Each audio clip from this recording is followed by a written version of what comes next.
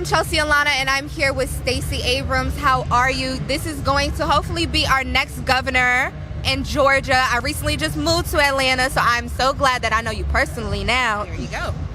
So how are you enjoying Essence Festival so far? It has been fantastic. I'm so happy to be back. It's been a few years. I know COVID slowed it down, but they have come back roaring in style. Yes. Now, like I said, I have recently moved to Atlanta from New York, so I'm glad I get to sit down with you because now I have a plethora of questions I want to ask. Now, you're trending on Twitter right now, and it's for your kind of stance on giving funding to police. And for people who don't live in Atlanta, they have kind of a bit of a backlash about that. So can you please explain why it is important for us to have a big police presence in the state of Georgia, especially in the city of Atlanta? So I would frame it differently. And let's start with the tweet that seemed to rock everyone. What I said is that law enforcement needs to make a living wage because I believe that anyone who works in the state of Georgia should make a living wage, and that includes law enforcement. We're asking them to protect us, and it's our responsibility to meet our first principles, and that for me is important. But we have to talk about safety and justice, and public safety is more than law enforcement. It's decriminalizing poverty. It's making sure that people have good education. It's making sure they have health care. It's making sure they have mental health care. And that was the first part of my plan. The second part of my plan is to make sure that law enforcement is both supported and held accountable. You and I, we both know there are communities where people are preying on our people. And it doesn't matter who it is. If you are trying to take advantage of a senior citizen, if you are committing domestic abuse, if you are harming people, there should be enforcement of our laws. And the people we ask to do that should be held accountable for their actions. What I have said, what I've always said, is that we need both. We need to have law enforcement, but we need a broader understanding of public safety, but we also need stronger accountability standards. When I was in the state legislature, I made certain that I pushed for those accountability standards. I will continue to do so as governor, and I will do so by being honest with everyone. Anyone who tells you it's an either or, it is wishful thinking, and I appreciate the vision, but we've got to have the reality of taking care of our communities where they are and doing it today, because my opponent has no interest in our safety. He has no interest in justice. My responsibility is to not only tell you where I am, but to also create space for you to ask me questions and tell me what else I need to know. Absolutely, and I would just like to say that I really don't know anything about your opponent because your commercial with you cooking in the kitchen with your family, every time I see it, I honestly, I get hungry. I think about Paula Dean's, Jimmy Dean's breakfast, and so that commercial, it resonated with me. However, I do have to ask as well, because I am a new resident of Georgia, and honestly, moving from New York, I have never experienced this amount of gun presence and shootings at malls somebody just got shot in my building Memorial Weekend, and so that's very especially for a new resident, that is very scary. However, Atlanta is the place of entrepreneurship and inspiration. So as a governor, how will you kind of shift gun laws in the state of Georgia?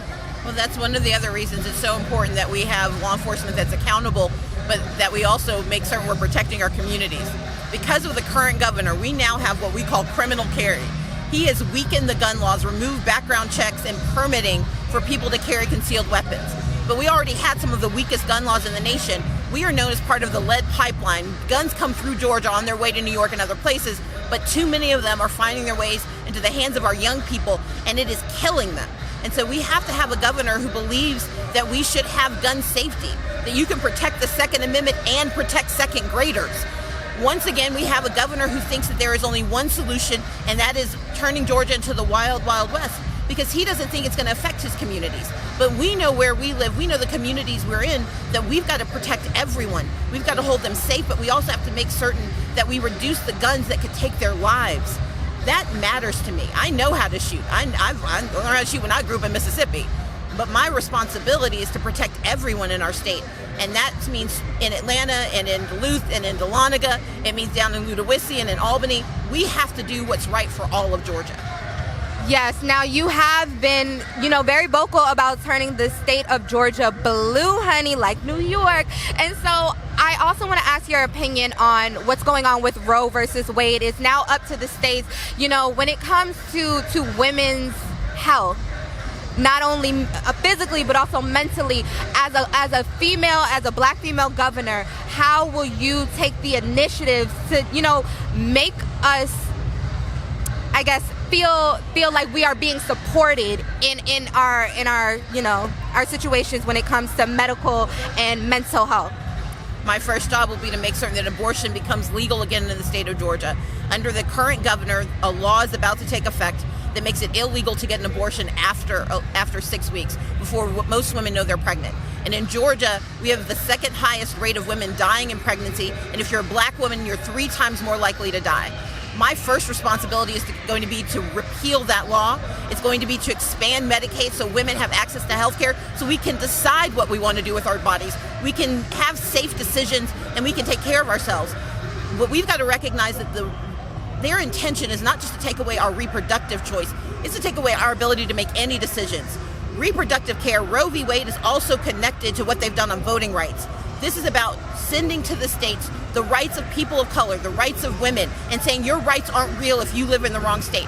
No state in the United States should be the wrong state. And my mission as the next governor is to make Georgia safe for women, to get rid of this extreme and dangerous bill, but more importantly, to make certain that everyone who lives in Georgia, especially women, have the right to control their bodies, control their freedom, and control their destiny. Ooh, I'm getting goosebumps. Well, thank you so much for speaking with me. I do got some parking tickets I'm gonna give you right after this. No, I'm joking. Well, if you go to StaceyAbrams.com, you can learn more about what I can do. I don't think I can do much about parking tickets, but I can tell you where to go on the website to find them.